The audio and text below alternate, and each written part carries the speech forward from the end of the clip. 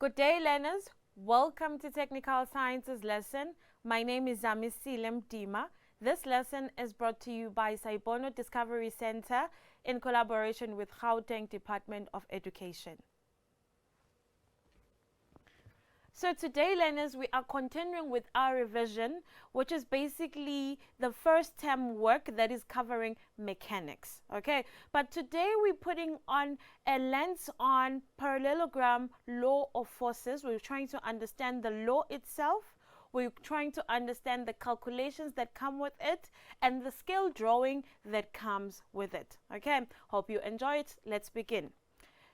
Now, as I've said, this is our main focus for this particular lesson today, putting a lens on parallelogram law of forces, specifically looking at the application of the law. We're also going to be dwelling on scale drawing, and lastly, we're going to be looking at the calculations that are involved so that we get our scale drawings correctly.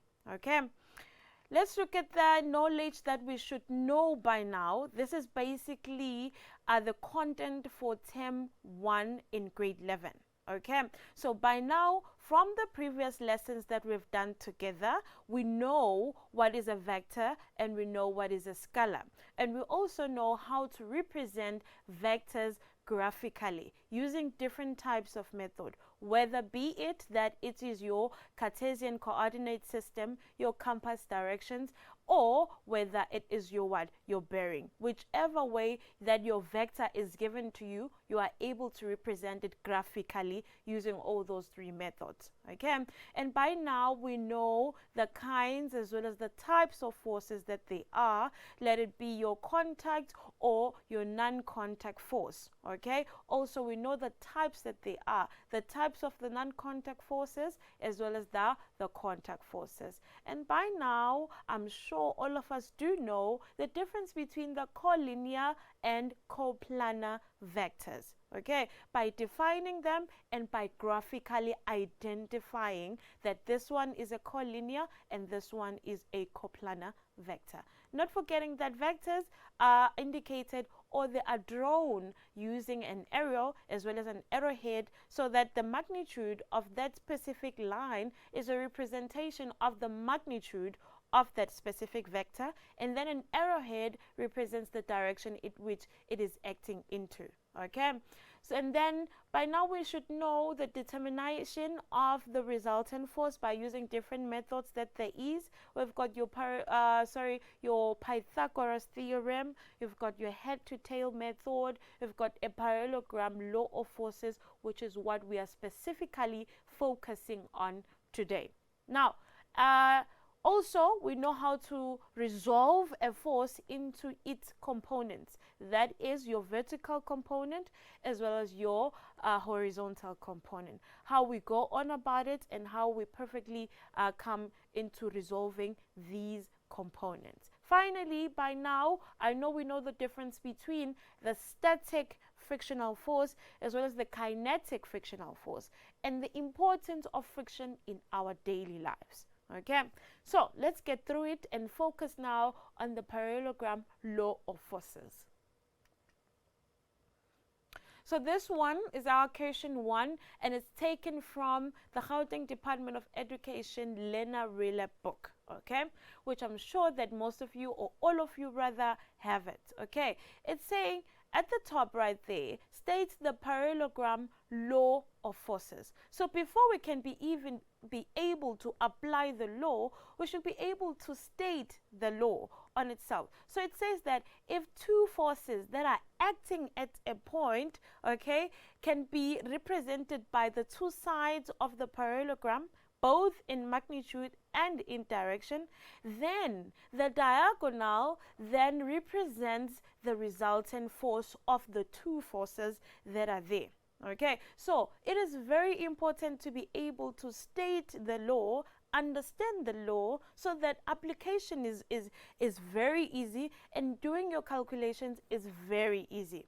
Okay, so I'm going to state it for you so that you always remember how it is stated. I'm going to move into the blank page when we are going to write our answers into. So we're talking about a 1.1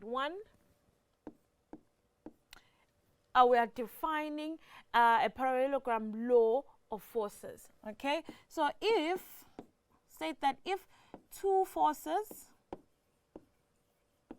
acting at a point can be represented by two adjacent sides of a parallelogram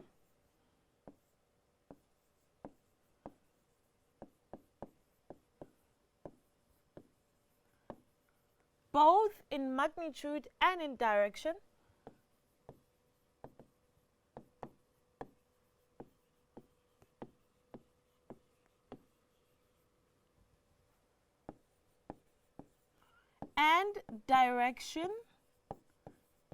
okay, then we take a brain tag, then the diagonal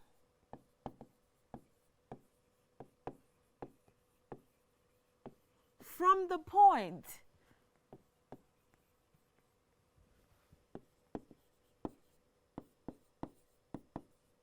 represents a resultant of the two forces.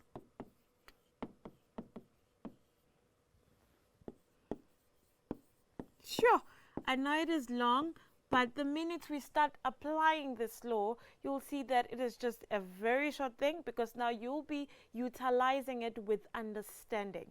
Okay, so if two forces acting at a point can be represented by two adjacent sides of a parallelogram, both in magnitude as well as in direction, then the diagonal from the point represent the resultant of the two forces that are involved. Okay, let's just go back a little bit to the question so that we take it one question at a time.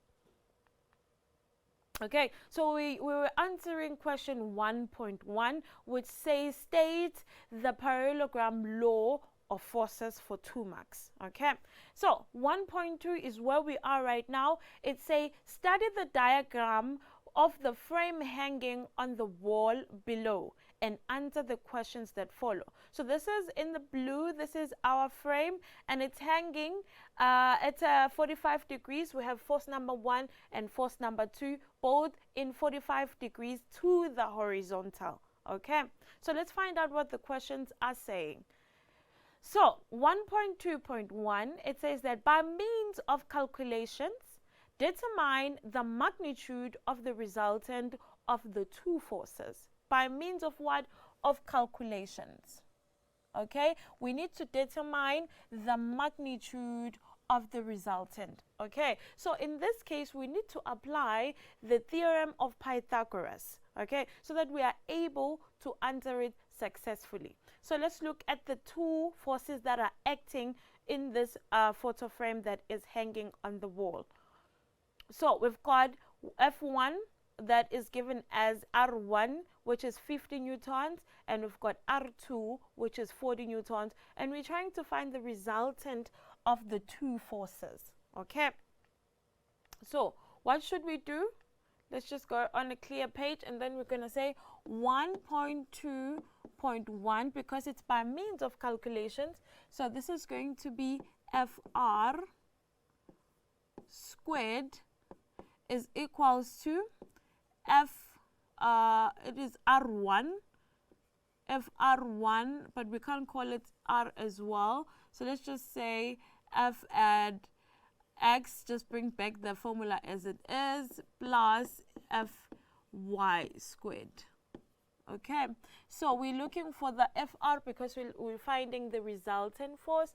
And then the first force is your what? Your 50 Newton.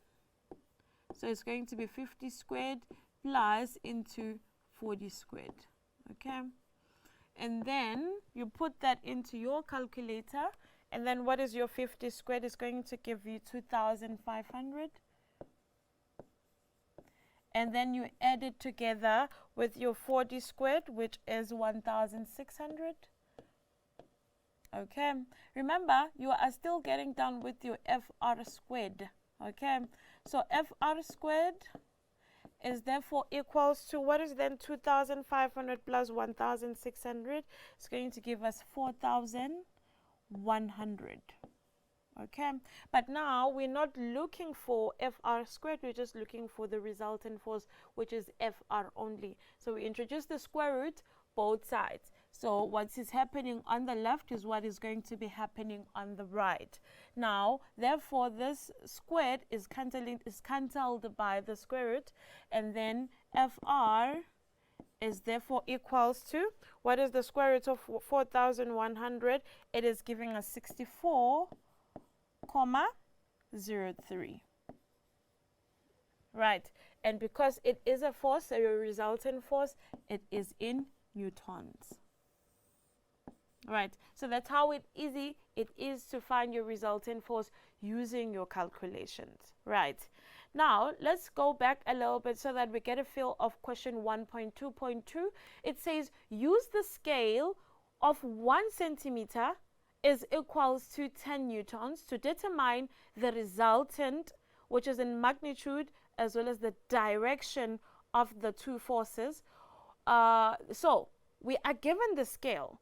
It is important to know how to utilize the scale and get your correct numbers, because now we're trying to find from the magnitude of this resultant and also the direction, but now we are using scale drawing. Okay, so 1 centimeter is to 10 newtons is what we have.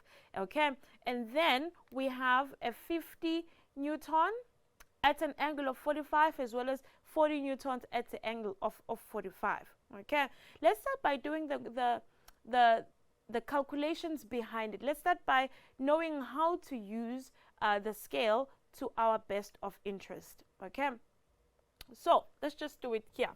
So that on the other side, we are writing our diagram. So you have your R1, which is equals to 50 newtons. Okay, and then you take your scale. You say, what scale is it presented to me?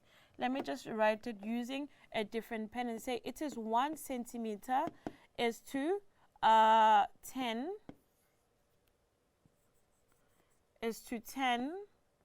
newton. What is it that I have? I have 50 newtons, and I want to find out how many centimeters should I draw.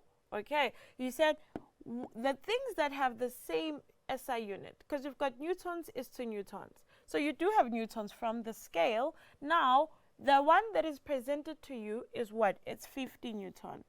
Okay, and then you're trying to find out the length of this vector that you're trying to draw. So on this side, you are trying to figure in centimeters the length of this vector. Okay, so what you should be doing then now is that this newton will then cancel this newton, and then from there onwards you are cross multiplying. Okay, so it's going to be x times 10, which is going to give you 10x is equals to 1 centimeter, okay, times 50. Not times 50 newtons, because the newtons, the SI unit themselves, have been cancelled by each other. So 1 centimeter times 50 is going to give you 50 centimeters. Okay, you divide by your 10 because you're trying to find x and not 10x, and therefore 10 that cancels that one. X is going to be 5 centimeters. So instead of writing for 50 newtons, you know that you're going to be drawing a length of what? Of 5 centimeters. You're going to the next one. On the next force that you have, you've got R2, which has a magnitude of 40 newtons. Okay, use the same scale. You say, okay, 1 centimeter is equivalent to what? To 10 newtons is what I'm given. What is it that I do have? I do have a force. I don't know the length using the scale. Which length or what length would I be drawing so that I have a drawing that is in scale? So I've got a 40 newton, and then I'm trying to find out how the length of this vector that I'm supposed to draw. Okay, so same thing. Your newton is cancelled by another newton, so that you are left with one SI unit that you are working with. Okay, x times 10 is going to give you 10x, and then is equals to 1 centimeter multiplied by 40 is going to give you 40 centimeters. Okay, then you divide by 10 on both sides because you are looking for x and not 10x. So that 10 is counted by that 10, therefore x is going to be 4 centimeters. Now you do know from this, what were you trying to do? You were trying to use the scale so that you are able to enlarge the drawing or be able to make it smaller so that it fits in your piece of paper. That is basically the job of using a scale. Okay, it's either to reduce or to enlarge. Now from this, you just go back now and draw your vectors because you know now the length of each vector. Now, what do you do then? You say, okay, you take your ruler, you draw something like your Cartesian plane, okay? And in this, you have your reference point. Let's begin there. So this is the north and this is where you are beginning, meaning that you are taking your protractor and you are placing it in this direction, so that when you are reading the numbers in your protractor, you are reading them in a clockwise direction. Okay, so that you're trying to find this 45 degrees and 45 degrees to the horizontal, right? So let's say because now when I put my protractor in here, it's kind of erases what we've written together. So what I'm going to do is explain to you how to best use your protractor so that you get the required measurements. Okay, so your north is your reference point, meaning that's where you start counting, and you start counting in a clockwise direction. Okay, so you place it so that the middle of your protractor is right here, and it is on this line that you've drawn, and then your 90 is on this line that you've drawn, so that you perfectly get your 45 degrees to the horizontal. Okay, and then you do the same thing in here, so assuming that will be your 45 degrees. Okay, and then you take your protractor, you flip it on the other side. Remember, on this side, you were reading the outer numbers. On this side, you're going to read the numbers that are within that protractor. So you place it still. This is your what? This is still your reference point, and you're trying to find your 45 even in here. Okay, because this is a 90, obviously your 45 will be half of it. Okay, now you are done finding the direction. Okay, the proper direction that you have. Then what is the next step? Now you already know on this side I have to have my F1. Let me just use a different pen so you can tell that. So this is my F1 and it needs to be 50 newtons, which is what? 50 centimeters, right? So from this point, which is in the center, you take your ruler and then measure your 5 centimeters, okay, which is equivalent to 50 newton, okay? And then once you get into your 5 centimeters, then you put an arrow right like that. And then you already know the bearing for your F2. For your F2, it has to be 40 newtons. Right. And then you draw another vector. But now you are drawing 4 centimeters. Why? Because using that scale, 40 newtons is then equivalent to what? To 4 centimeters. From the center, and then you draw right there. Because now this is 4, obviously it will be shorter like that. Don't forget to represent them with an arrow. Why? Because these are vectors. They have magnitude as well as what? The direction. So the longer the line, the bigger the magnitude. So the shorter the line, the smaller the magnitude. So this is your magnitude part of it, and this is your direction. Okay, so after you've drawn them to scale like that, you then complete a parallelogram. Okay, then how do we then do that? this side is going to be reflected on that side. Okay, and this side is going to be reflected that side. Don't mind now, you are not working with your reference point. You are done using your reference point. Your reference point have given you the angles to work with in which this photo frame was being hanged. Okay, now here you've got your 4 centimeters. That means your 4 centimeters needs to come here. Okay. And then over here, you were doing your what? Your 5 centimeters. Your 5 centimeters then come in here.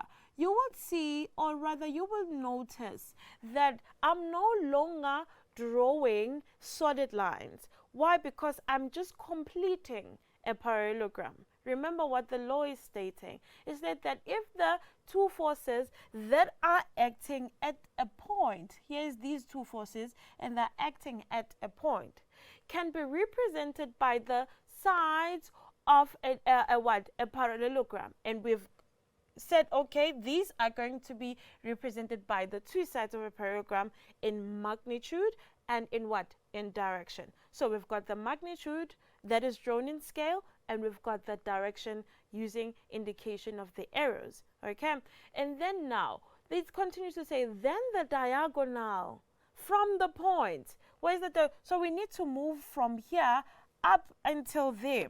So let's write this diagonal, which is then a representation of what? Of a resultant force, which is what we are looking for. From there, here you are moving. Do not mind. You put your ruler and draw a line that comes from the point straight to where you finish your what? Your parallelogram. Okay? And then you're saying to yourself, then now, what do I do next? And then already you've labeled this to be your 50 newtons. You've labeled this to be your 40 newtons. You got your resultant force now. Placing your ruler from the center here up until where your parallelogram is being completed, you found out that how much is it in the length, in your centimeters. Let's say probably you found your 7 centimeters, assuming that your FR over here, you found 7 centimeters. You therefore say, because this is a resultant force, this is a representation of a resultant force. You don't just write your 7 centimeters like that. You go back to your scale to find out that in newtons, what is 7 centimeters equivalent to? So how do you do that? Okay, you say, just write it in here. You say I had 1 centimeter. This is the scale that you were given, is equivalent to what? 10 newtons. Now I've put my ruler and I found that it is 7. Okay, so in this case you are putting your 7 centimeters, same SI unit, together. So that means I can't be putting my 7 centimeters this side because there are newtons this side. I have to put them in this way. So in this side, sorry. So it's going to be 7 centimeters, and I am trying to find out that how much is 7 centimeters equivalent to in newtons using my scale. So I put here an X because this is what I am trying to find out. So centimeters and another centimeters are cancelling each other so that you've got one SI unit that you are working with. 1 times X is going to be what? X is equals to 7 times 10 is then giving me what? 70 newtons. Okay. So it's like, okay, therefore my FR is therefore equals to 70 newtons. And this is what you then take and label your diagram with. So therefore this FR in here is equivalent to what? 70 newtons. Okay, so now we are covered. We're technically covered by the first aspect of the question, which is finding the magnitude of the resultant force. However, for the second one that we have, then now we start placing what? We place a protractor in the middle where our reference point is at. And then now we calculate what is this angle in here moving from the original position, Okay, it's okay. Let's see. Up until where you found your what? Your resultant force. So using the bearing method, you then find where your resultant force is at. Okay, so because we are not doing it in scale, we are teaching each other how to. Depending where it is, you then find what is the from your reference point to where your resultant point is, and then you find the angle in between those two. Okay, so that's how easy it is to find the magnitude as well as the direction of what? Of the resultant force using your scale drawing. So it's very important, guys, to know how to utilize your scale. Okay, it is very important to know to reduce and to be able to enlarge depending how your scale is working for you, so that you are able to find what the question requires from you. Okay, let's just move right along and move to question 1.2.2. Okay, I'm just gonna go back a little bit. So 1.2.3, we're doing 1.2.2. 1.2.3 now is saying what will be the magnitude of the equilibrium of the two forces. Okay, now we have to be able to understand what an equilibrium is. Okay, equilibrium is a force that is equal to the resultant force but act in the opposite side, so that it balance the whole system. Okay, so in this case, we've found that our resultant force is 70 newtons. Therefore, for our question 1.2.3, which is asking us about the equilibrium,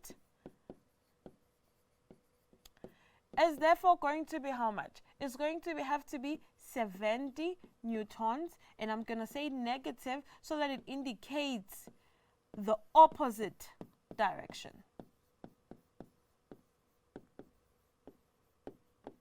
In this case, because now here is your resultant force, therefore it is your equilibrium is going to be moving from the center to the side, and I'm going to make it dotted so that this is equals to that, but in the opposite direction, balancing the two forces. Okay.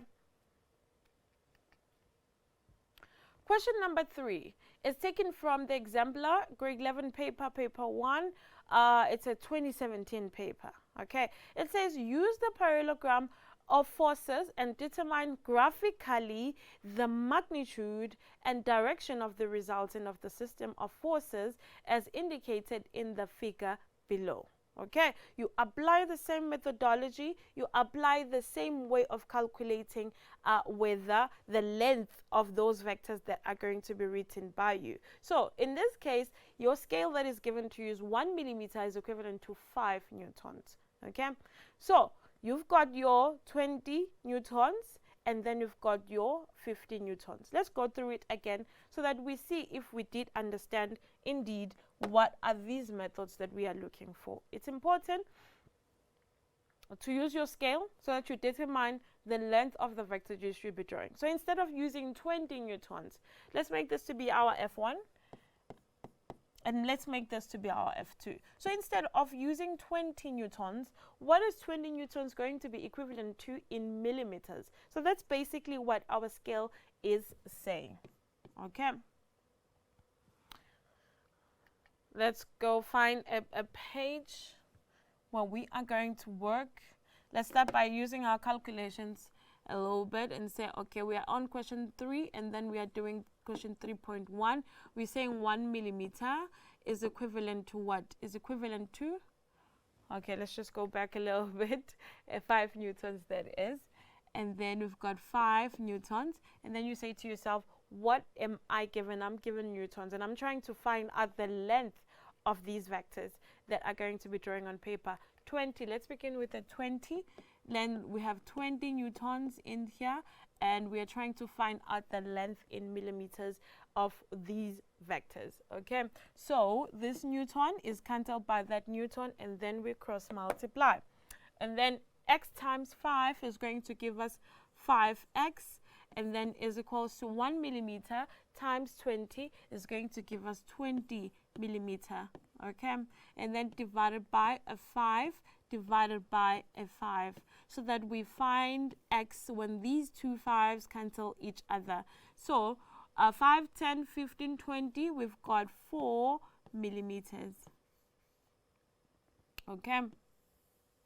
And then we do it for the second one. We say, let's just use this one. 1 millimeter is equivalent to 5 newtons, and then we've got a 15 newton. That means we cannot be writing a 15 newtons next to millimeters. It's because it's a newton. So it needs to be written next to another newton. So it's going to be 15 newton, and then here we place an x because that is what we are trying to find out.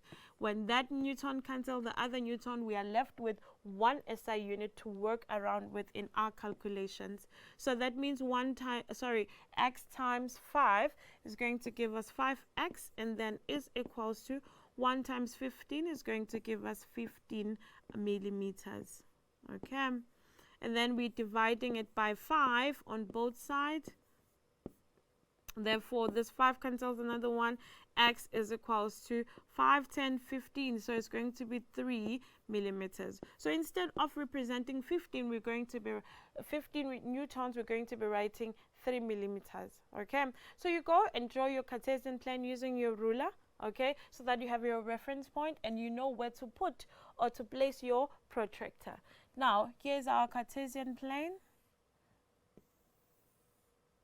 Right, in this Cartesian plane, therefore, you need to figure out the angles that they are given to you. In this case, let's just draw it in a minute. That's going to be beneficial for us since they are in one quadrant. Let's just do this. Okay, which is easier. Here is our Cartesian plane. Let's just go back a little bit to remind ourselves, why is this not straight enough? Even though I'm not drawing a ruler, but it needs to be a straight line. Okay, that is much better. So let's just go back a little bit. It is a 60 degrees to the horizontal, 60 degrees apart from F1 and F2. I've given them names so that it's easier to call them. Okay, let's go forward a little bit and just enlighten each other how we can best do that. Knowing that this is your 90 degrees, okay? So what you can do is that in my 90, I need to subtract a 30 so that I'm left with a 60. So that means you place your 0 in here so that you clearly indicate that that is your reference point. This is where you are starting. Place your protractor so that it's on top of this line and its center is in there. Okay, so that when you place it, you are reading your protractor in a clockwise direction. Right. So you say 10, 20, 30, and then 30 is there from that reference point that you have. So you know that the direction, it is there and also there.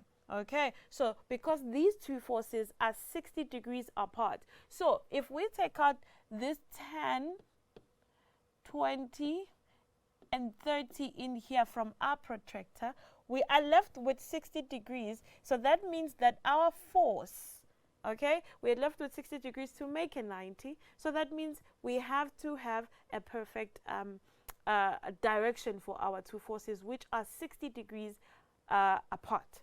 Right. And then what do? We say we already have the forces. So this one over here, it is 20. So that means we are drawing how many? 4 millimeters. Okay. So this is my 4 millimeters, and I'm trying to get to that point. So that is why I am directing it to that point, because it's giving me what? The direction in which I should be drawing my F1. Okay, so this is 4 millimeters. So I'm just going to indicate 1, 2, 3, and 4. Okay, so let's erase all of that. So this is just 4 millimeters. Okay, and then this is my 3 millimeters. Okay, and it was 15 newtons originally, and then has to be shortened at this 1, 2, 3. Right. And I'm putting them like this because they were given to us like this. So let's just put the line so that you remember why we did that. 1, 2, and 3. Right, and then that's where you stop. And then you complete your parallelogram. How do you then do that? Because this side is going to be reflection on this side, and this side is going to be reflection on the top part of it. Okay, I'm going to complete it using dotted lines because it's completion. They are not the forces. Forces are drawn using solid lines. However, the completions, then you can draw them using the dotted or sort of the scattered lines. Okay, so this one comes in there.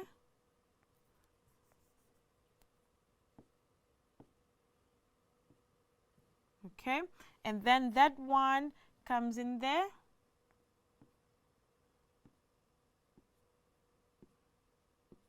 Right, so you've completed your parallelogram. Now it's time to find out your what? Your resultant force. From the point that we are drawing now, the diagonal from the point. So let me just draw it using another pen so that you know this is my FR. Straight using your ruler so that you are able to find out how much is this in what? In millimeters. Okay, assuming that this one is giving you, let's say, 6 millimeters. Okay, then we need to find out how much is 6 millimeters. Let's just throw an arrow in there, which is very important because it's a force. A force is a vector. Okay, 6 millimeters. How much is it equivalent to in newtons? Because it is a force. Okay, so we have to say 1 centi. Why am I talking about centimeters? 1 millimeter, which is yours given scale in there.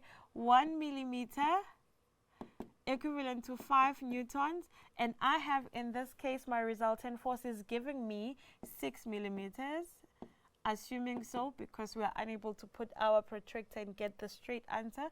And then how much is that in newtons? We put an X over there. So this millimeter is cancelling another millimeter, and then 1 times X is giving us X, and then 6 times 5, and what is it giving us? 30 newtons. Okay, so therefore this means that our resultant force is therefore 30. Fr is equals to 30 newtons. Okay, and then in finding the direction, you take your protractor again, you go back to your reference point, which is your 0, which is your north. Okay, and then now you are trying to find, you are still moving in this manner, but you are trying to find that where is this resultant force facing? Okay, maybe it is facing at what? At 45 degrees. So therefore you say FR, therefore FR, assuming that we got a 45 degrees in here. So FR is therefore equals to 30 newtons, that is the magnitude, and bearing of what? Bearing of 45 degrees. Okay, so that is how simple it is to utilize your scale, to do your drawings in scale, and finding everything in order and getting correct measurements for all that is required from you. Okay. So in this question, we just had one question that is given to us. So it was that we use the parallelogram law of forces so that we are able to graphically determine the magnitude as well as the direction of the resultant force of the system of those forces. Okay. So that's how you get your full 6 marks. Right. So we had space again in here. So on the 3.21, you do the same, but now there's a trick in here. You have 2 forces that are in that direction, but before we even get into the drawing, let's read the statement and get what is going on into this question. It is taken from the Eastern Cape paper 2018, paper 1. All right, they're saying a steel beam is supported by 2 ropes as shown below. Okay, and then T1 is equals to 70 newtons and T2 is equals to 50 newtons. And the tensions on the ropes of the angles between the ropes is 50 degrees. Okay, so in between the two ropes, remember we're saying tension force because there are ropes that are hanging or supporting this the steel beam that is below it.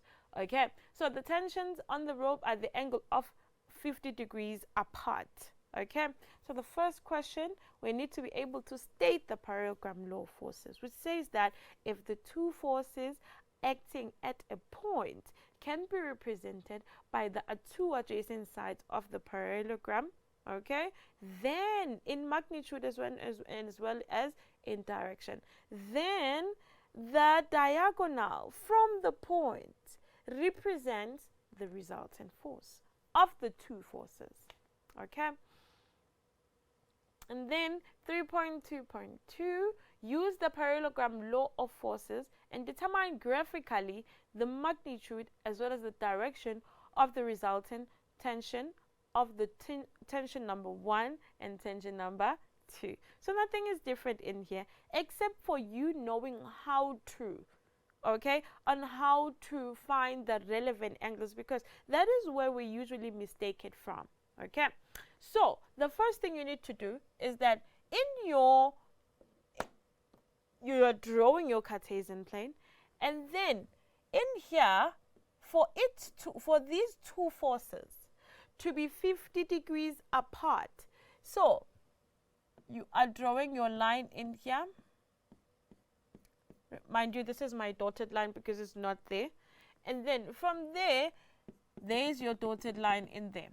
Okay, so that you are able to say, so if these are 50 apart, that means the angle in here is a 25 degrees and is 25 degrees. Okay, why is it not visible enough? I want you to be able to see it so that you always know how to use this thing. So this is your 90 degrees. This is creating a right angle. So if here is your 90 and then you are subtracting your 25, then what is the angle to the horizontal? You say your 90 minus 25, probably I should be writing it for you over here, and say 90 minus 90 degrees, that is, minus 25 degrees, is therefore going to give you a 65 degrees to the horizontal, that is.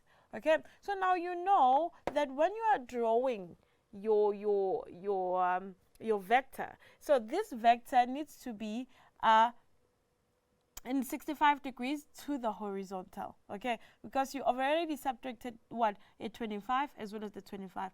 Also this angle in here is going to be 65 and a 65 because we are covering a 90. 65 plus 25 is going to give you what, a 90. Okay, so that you are best now know that, okay, from the reference point, okay, I'm going to count what, at 25 degrees using my protractor in a clockwise direction.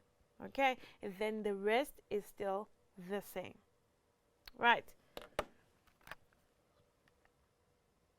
We apply the same ways of doing it. We apply the same rules of doing it. As long as you get you're able to utilize, what is important is being able to utilize your protractor correctly and be able to utilize your scale correctly. Okay, right. What do we then mean? I just want to run through this one. Right, we mean that here is your Cartesian plane, here is your reference point, and in here 10, 20, 25. Okay, so here you're marking because that is where your vector should be pointing, and then you flip your protractor and you say, okay, 10, 20, 25. All right, 10, 20, and then your 25 is over there, and then you say, this is the direction I am going to be using. This is the direction that I am going to be using, and then from there you draw it according to the measurements that you've calculated using the appropriate scale. Let's find out the scale that they've given you in this time. They did not give it to you. However, you can still use a 1 centimeter as to 10 newtons.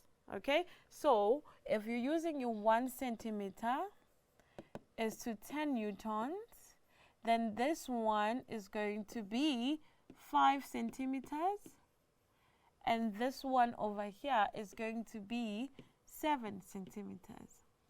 Okay, nicely done. Now, let's look at what I want you guys to try out for me using the same rules, using the same method, using the same way of calculating the length of your vectors. I want you to be able to try out this work. It says that a photo frame is supported by 2 pieces of spring A as well as spring B. As shown in the figure, string A is making an angle of 46 degrees with the horizontal, and then spring B is making an angle of 30 degrees with the horizontal. And then they say the tensions on the string A and B, as string A is T1 and given 25 newtons, and string B is T2 with 20 newtons. So that is the magnitude of these the forces. Okay, so the first one, remember, it is important to be able to define, understand, so that application is always easier. Okay, state the parallelogram law of forces, just like we've been stating, as well as be calculating the resultant of tension 1 as well as tension 2 using the parallelogram method. Scale is given to you. They're saying 5 newtons is equivalent to 5 millimeters. Okay, the second one that I want you to try out at home is your question 4, and it says 2 forces F1 and F2. Keep an object of mass m stationary. Okay, as shown below. F1 has a magnitude of 150 newtons, acting at an angle of 30 degrees, and with the vertical, okay, that means that is here. If it's 30 degrees with the vertical, that means here it's going to be 60 degrees, so that it makes what? A 90. Now, and F2 acts at an angle of 22 degrees with the vertical, as shown in the diagram. And then, first question, calculate the force F2 with the horizontal components F1 and what? And F2. Right. And then, after that, they're asking you to calculate the mass of the object that is hanging over there. Okay? Very easy. Try it out, and then that is how learning takes place, when you keep trying and trying until you get it right. So I want to end our today's lesson by a quote by Thomas Berger. It says, "The art and science of asking questions is the source of all knowledge." So the minute you start asking and being inquisitive and questioning things, that is where you are learning, and this is where you are getting your knowledge. People who don't question stuff, they never get knowledge because they never question anything. But the art and science of asking the questions is the source of all knowledge. Okay? Hope you enjoyed today's lessons on scale drawing, on parallelogram law of forces, and all its application. Thank you.